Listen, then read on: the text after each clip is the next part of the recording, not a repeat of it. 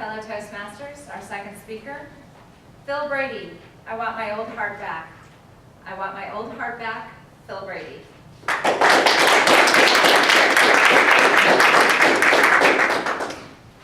Thank you, Madam Contest Master, fellow Toastmasters and guests. Several months back, I took a heart score test over at Wilmington Health. Scored a 91. I was so excited until the cardiologist said, "Mr. Brady, you have the heart of a 91-year-old man." I said, "Doc, I'm only 63. He said, "Man, you got a bad heart. You need to go in for heart catheterization." So we set up an appointment for the next day at 10 o'clock, which meant I had to be there at 8 o'clock for the preparation. On the way home from the office that day, this nurse calls and says, "Doc wants to know if you can come in for an 8 o'clock appointment, which means you have to be there at 6 for preparation."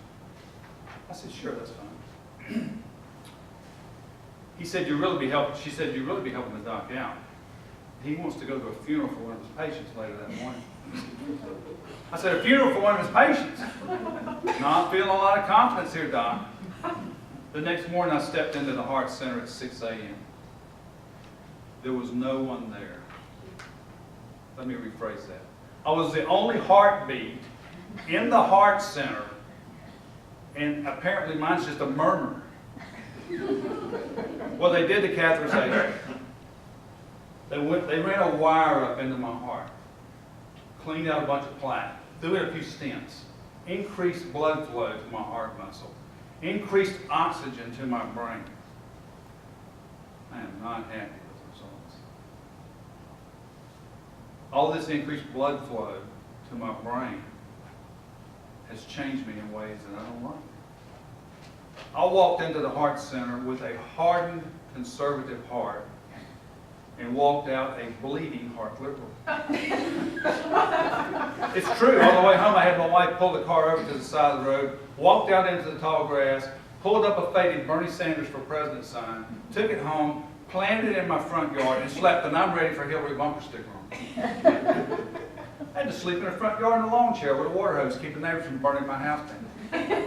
"I see you, Larry. I see that gas can. You go back home."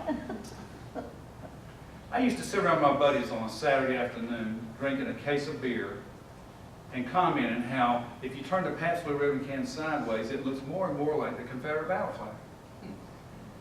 Now, all of them have had this bypass as I have. And we stand around drinking one Michelob Ultra Light, pinkies out, and commenting how we should really be recycling glass bottles and aluminum cans and copies of the New York Times and the Detroit Free Press, which apparently are our favorite reading materials now. Every night I eat a bag of potato chips and watch Chuck Norris's Walker, Texas Ranger. Now, I eat 7 almonds and watch PBS specials on Fox. I want my old heart back. My buddies that haven't had this procedure took me to the Outback the other day for lunch. They're ordering the Drover's platter, mountains of baby back ribs, loaded baked potato, shrimp on the bobby. I ordered a Caesar salad with the dressing on the side, and can you hold the croutons, please? My buddy Bruce had had enough. He said, "Bring this bloomin' idiot a bloomin' onion, and we'll get back to you." And then he hands me this little face mask with the gas cylinders attached, and he said, "Will you take a couple of hits off of this?" I said, "Why?" He said, "Because you're ordering like Hillary Clinton, for God's sake." I said, "What is this, oxygen?"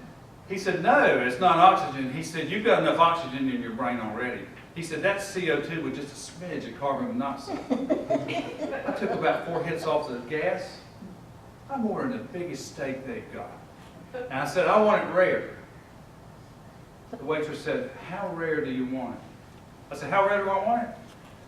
"Go back in the kitchen, knock off its horns, wipe its behind, grab it by the rope, and walk it to my table. That's how rare I want it. When I cut into it, if it didn't go, you've overcooked it, okay?" My wife always gets nervous when I have one of these procedures.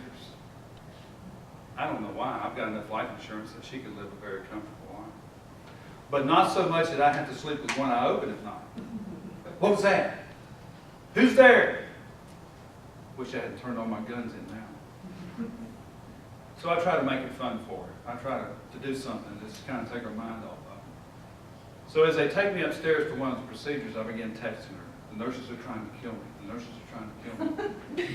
And then afterwards, as I'm coming out of anesthesia, I look over at her and I say, "Who are you?"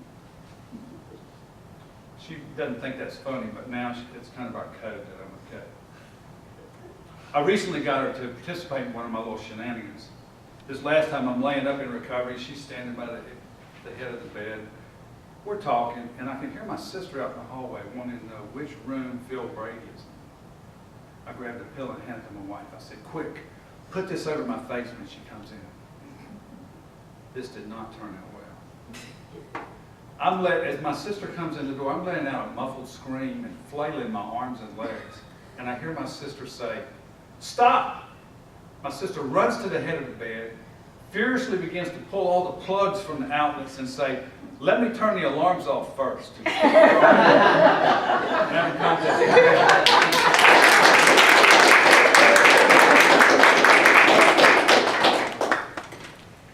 One minute of silence, please. And Lisa, will you please?